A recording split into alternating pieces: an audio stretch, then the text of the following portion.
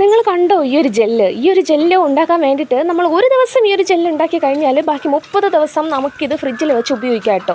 അതായത് നമ്മുടെ സ്കിന്നിനും ഹെയറിനും അടിപൊളി സംഭവമാണ്. നമ്മൾ തേങ്ങാപ്പാലൊക്കെ ഒഴിച്ച് അടിപൊളിയായിട്ടാണ് ഉണ്ടാക്കുന്നത്. എന്താണെന്ന് മനസ്സിലായോ? ഇതാണ് നമ്മുടെ ഉലുവാജ്. അപ്പോൾ ഈ ഉലുവയുടെ ബെനിഫിറ്റ് ഞാൻ നിങ്ങൾക്ക് കൂടുതൽ പറഞ്ഞു തരണ്ട, കാരണം അത്രയും അടിപൊളി സംഭവമാണ് ഈ ഉലുവ. അപ്പോൾ നമുക്കതിന് വേണ്ടിയിട്ട് ഓവർനൈറ്റ് സോക്ക് ചെയ്ത് വെച്ചിട്ടുള്ള ഉലുവ വേണം. ഒരു 3 ടീസ്പൂണൊക്കെ മതി കേട്ടോ, നല്ലൊരു ക്വാണ്ടിറ്റി കിട്ടും. പിന്നെ അതുപോലെ തന്നെ തേങ്ങാപ്പാൽ ഞാനിത് പിഴിഞ്ഞ് വെച്ചിട്ടുണ്ട്. അപ്പോൾ ഇത് രണ്ടുമാണ് നമുക്ക് മെയിനായിട്ടല്ല, ഈ 2 ഇൻഗ്രീഡിയൻറ്റ് മാത്രമാണ് നമുക്ക് വേണ്ടത്. പിന്നെ നമുക്ക് ഈ ഉലുവ ഒന്ന് നന്നായിട്ട് മിക്സിയിലിട്ട് അരച്ചെടുക്കുക. ഈ ഒരു അബദ്ധം നിങ്ങൾ ചെയ്യരുത്. ഈ ഒരു ചെറിയ ജാറിലൊന്നും എടുത്തിട്ടരുത്, കാരണം ഇത് അരഞ്ഞ് വരും തോറും നല്ല തിക്കായിട്ട് വരും കേട്ടോ. അപ്പോൾ ഞാനിത് വീണ്ടും ഇതാ വലിയ ജാറിലേക്ക് മാറ്റിയിട്ട് ഇതിനെ നന്നായിട്ടൊന്ന് അരച്ചെടുക്കുന്നുണ്ട്. എൻ്റെ പൊന്നു മക്കളെ, സൂപ്പറാണ്. പിന്നെ നമുക്ക് ഇതൊന്ന് നന്നായിട്ട് അരിച്ചെടുക്കുക. അതായത് അപ്പോഴത്തേക്ക് നമുക്കിതിൻ്റെ ഈ കൊത്തും കാര്യങ്ങളൊന്നും നമ്മുടെ മുടിയിൽ വരില്ല. ഇനി അതൊന്നും വിഷയമില്ല എന്നുള്ളവരാണെങ്കിൽ ഇങ്ങനെ തന്നെ ഉപയോഗിക്കാം കേട്ടോ. മറ്റേ നല്ല സോഫ്റ്റ് ആൻഡ് സ്മൂത്ത് ആയിരിക്കും ഈ ഒരു ക്രീം എന്ന് പറയുന്നത്. അപ്പോൾ ഞാൻ ഇതിന് വേണ്ടിയിട്ട് എൻ്റെ രണ്ടാമത് ഞാൻ ചെയ്യുന്ന ഒരു തെറ്റാണ്, ഞാൻ ഈ ഒരു നെറ്റ് എടുത്ത് കിട്ടോ. കാരണം കുറച്ചുകൂടെ ഒന്ന് എളുപ്പമാക്കാൻ വേണ്ടിയിട്ടാണ് ഈ ഒരു പ്രോസസ്സ്. ഇത് ഭയങ്കര പാടാണ്.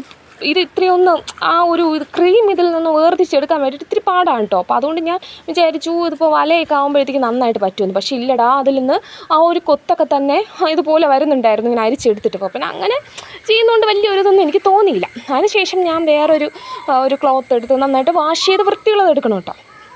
വേറൊരു ക്ലോത്ത് എടുത്തിട്ട് ഞാനിതുപോലെ നന്നായിട്ട്, അപ്പോൾ നിങ്ങൾ ആദ്യം ഇങ്ങനെ പിഴിയുന്ന സമയത്ത് വിചാരിക്കും അയ്യോ ഇത് പറ്റില്ല, ഇത് കയ്യിൽ നിന്ന് പോകും, അല്ലെങ്കിൽ ഇത് വരില്ല, ഇതിലെന്ന് വിചാരിക്കും. പക്ഷെ അങ്ങനെയല്ല.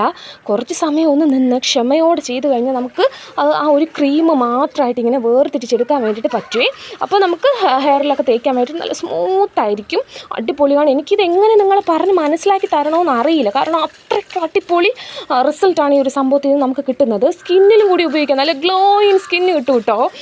അപ്പോൾ അത് ഇതുപോലെ നമുക്ക് കിട്ടിയിട്ട് ഇന്ന് ഭംഗിയാണല്ലേ കാണാൻ വേണ്ടിയിട്ട് തന്നെ. അപ്പോൾ ഇതുപോലെ നമുക്ക് കിട്ടിയിട്ടുണ്ട്. ഇനിയിപ്പോൾ ഇതിൽ നമ്മൾ നേരത്തെ പിഴിഞ്ഞ് വെച്ചിട്ടുണ്ടായിരുന്നില്ലേ ആ ഒരു തേങ്ങാപ്പാൽ, അതുകൂടെ ആഡ് ചെയ്ത് കുറേശ്ശെയാണ് ഞാനൊന്ന് ആഡ് ചെയ്ത് കൊടുക്കുന്നത്.